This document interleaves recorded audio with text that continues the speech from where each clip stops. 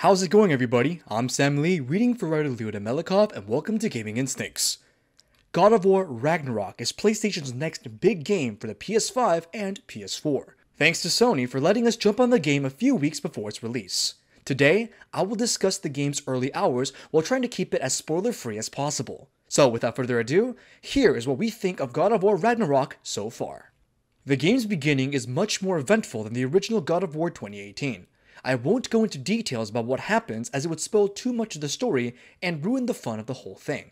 But I can say the game starts about 3 years after the previous entry, and if you saw the true ending, then you know who and what is coming for you.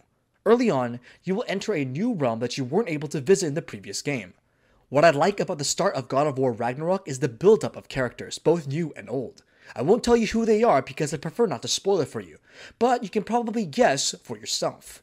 Despite the game being more eventful at the start, it still has a slower section before it kicks into full gear. There are several cutscenes, dialogue, and introductions before certain plotlines take off. There are, however, breadcrumbs pointing at future plot points in every cutscene. There's also a strong dynamic between father and son, involving lots of arguing, frustration, and trust issues from both sides of the coin. If you've played the original game, then you know what to expect from the relationship between Kratos and Atreus. Atreus is trying to figure out who Loki is. Meanwhile, Kratos is worried and concerned for his son's safety. I won't touch any more on the story here, but that is the basic plot point. Let's talk about the gameplay flow and combat. The game feels similar to the previous title, so if you liked it back then you will like it just as much, if not more now.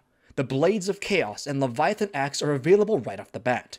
In the last game, you had to reach a certain story point to unlock the Blades of Chaos, but not in the sequel. The traversal, exploration, and puzzles are almost identical to the previous game. There are plenty of Odin's Ravens to find and destroy, Nora chests to unlock, lore and artifacts to find, and favors, quests, to complete.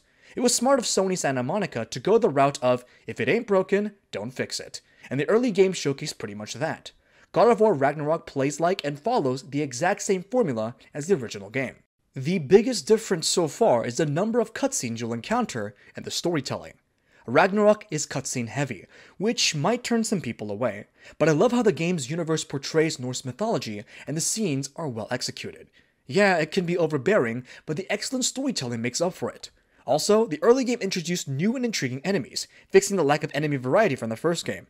I am happy to report that I have yet to encounter troll number 34 in God of War Ragnarok. The reuse of trolls in the previous game was obnoxious, and I haven't run into anything like that yet.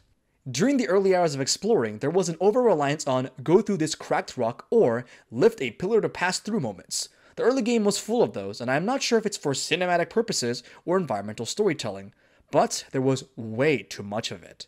I'm hoping there is less of this as the game progresses, but even after 5 hours or so, that doesn't seem to be happening.